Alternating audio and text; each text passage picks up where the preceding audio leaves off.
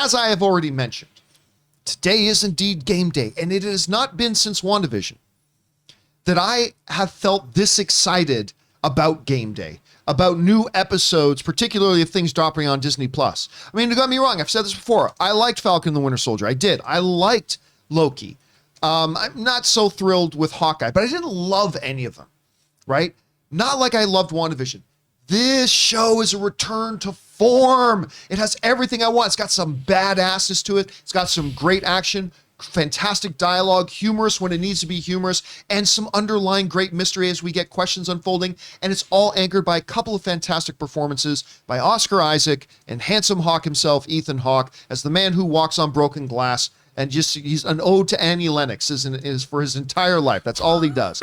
So, new episode of Moon Knight tonight, and we're all excited about it. So, Rob, I wanted to go over to you on this first. So, we've got the new one tonight. Super stoked for it.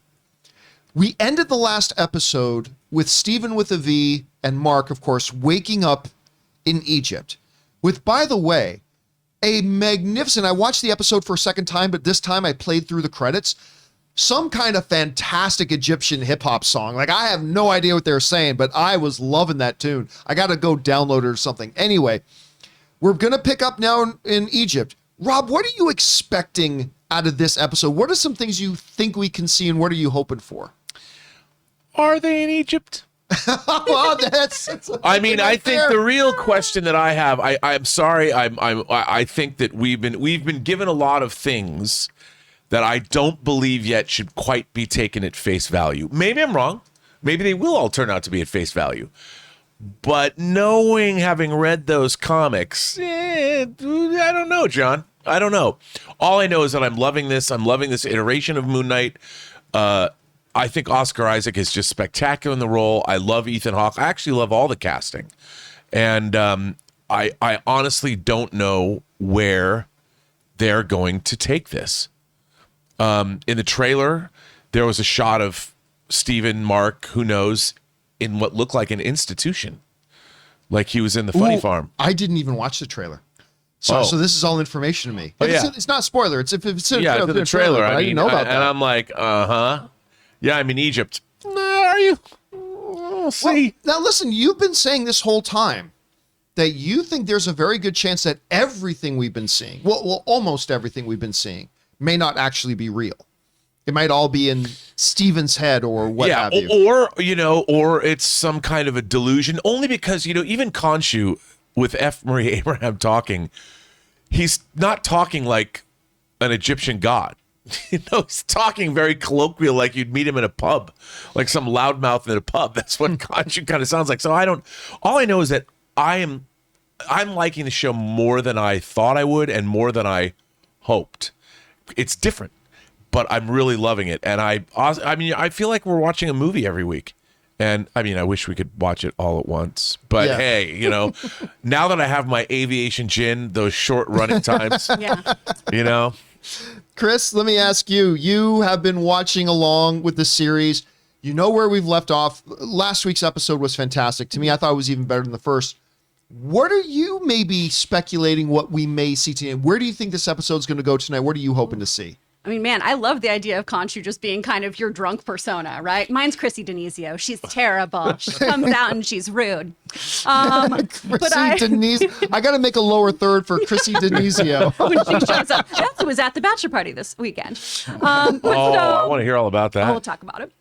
Hey guys, we want to take a moment and thank a sponsor of today's video, HelloFresh. So guys, look, my wife Ann and I were both working professionals, so we know how tricky, difficult, and time-consuming it can be to try to eat properly and prepare your own meals at home. And that's why, like over a year ago, we started using HelloFresh. With HelloFresh, you get farm-fresh, pre-portioned ingredients and seasonal recipes delivered right to your doorstep. I mean, you skip the trips to the grocery store and count on HelloFresh to make home cooking easy, fun, and probably most importantly, affordable. HelloFresh offers the flexibility you need to easily customize your orders online or right in the app. Easily change your delivery day, food preferences, and plan size, or skip a week whenever you need to. HelloFresh is 72% cheaper than a restaurant meal of the exact same quality, and you can save on average over $65 a month when you order HelloFresh instead of going grocery shopping. So guys, I'm telling you, whether you are single or have a family, you are going to love HelloFresh. So go to HelloFresh.com/Campea16 and use the promo code Campea16 for up to 16 free meals and 3 free gifts. That's again, HelloFresh.com/Campea16 and use that promo code Campea16 for up to 16 free meals and 3 free gifts. HelloFresh, America's #1 meal kit. So I'm really hoping we learn more about Handsome Hawk's character here. I do want more about the other personas and everything. I do want to know more about Steven and everything. However, I need to know more about Arthur because he seems so convicted in what he's doing, right? And that's what makes a great villain, really believing in your journey. We don't like a mustache twirling villain all the time. We like somebody who has their own moral compass that they are absolutely adhering to. And honestly, in the last episode, he made some really compelling arguments where you went, yep, I think I might join that cult. So I want to learn a lot more about that. The lentil soup alone. I love a lentil soup. I would absolutely join this cult so quickly. How bad of a guy can he be? I basically have golden retriever standards. If you feed me, I'm going to be your friend. So I would be in that cult so quickly. I mean, look, one of the interesting things that I loved about that in last week's episode was the fact that the way he was so dismissive of Khonshu.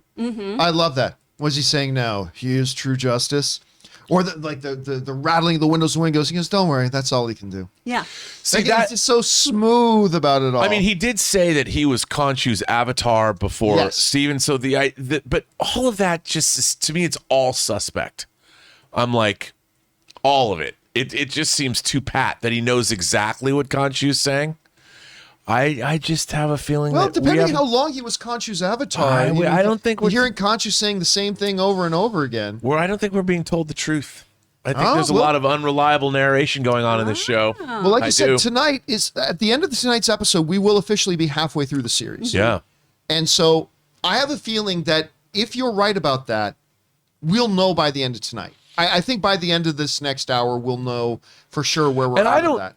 I don't necessarily mean like he's going to wake up and it's all been a dream. And even if he does wake up, it still hasn't all been a dream. Something's going on. I mean, there's, and it's just that adding gods, my whole thing, I keep bumping on the adding, not that there's not supernatural stuff going on in the MCU, but gods.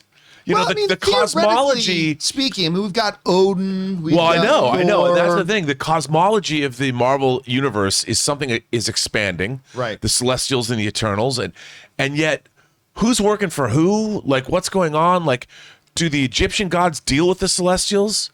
And do the Mad Titans, like, do they know? Does anybody who's off Earth? I mean, in the way they set it up, these gods belong to a larger thing going on, but. Did the Asgardians ever have a beef with the Egyptian gods? Like, you know, they get in each other's face? Here's a question.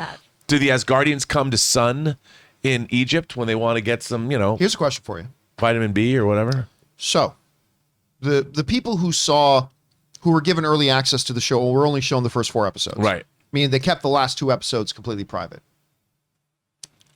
We got a movie called Thor coming out with a character in it known as Gore the God Butcher.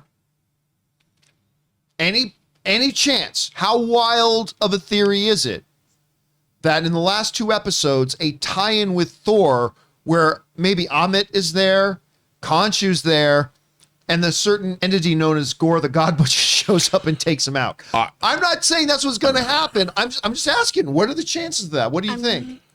Man, that's interesting. I don't know. I wouldn't, because this is the thing, the collision of these different cosmologies, I'm fascinated by it all. I mean, could that happen? Or maybe it already has happened.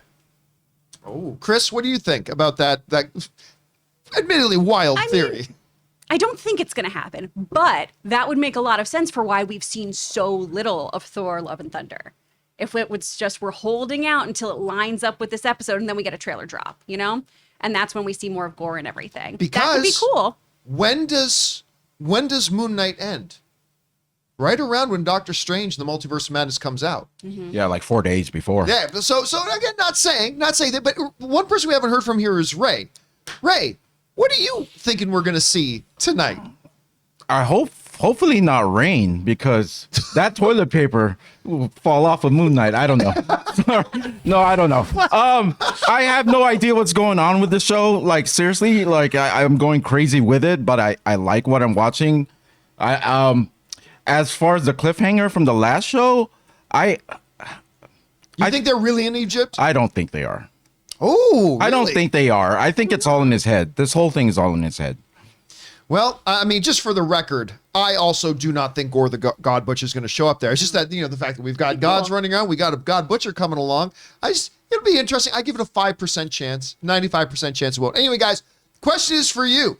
It is game day. What are you guys looking forward to seeing tonight? What do you think is going to happen? What do you think is not? What kind of theories do you have right now? Whatever you guys are thinking, jump down into the comment section below and let us know your thoughts.